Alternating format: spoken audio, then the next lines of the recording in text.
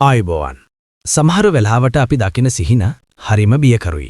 අපේ හිතවත්ම මිතුරෙකු අනතුරකට ලක්වෙනවා සිහිනෙන් දැක්කාම අපේ හිතට ලොකු බයක් සහ කනගාටුවක් දැනෙනවා.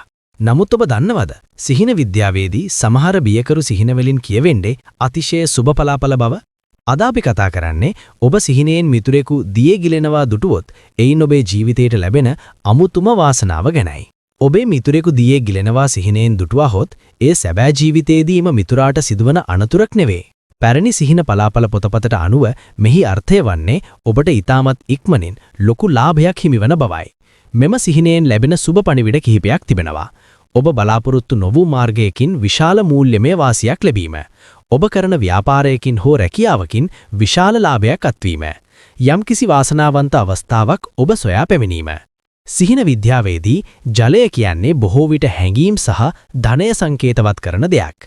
මිතුරෙකු එහි ගිලනවා දැකීමෙන් අදහස් වන්නේ ඔබට ලැබීමට නියමිත එම විශාල ලාභය හෝ වාසනාව නිසා ඔබේ ජීවිතයේ පවතින ගැටලු රාශියක් විසඳී යන බවයි.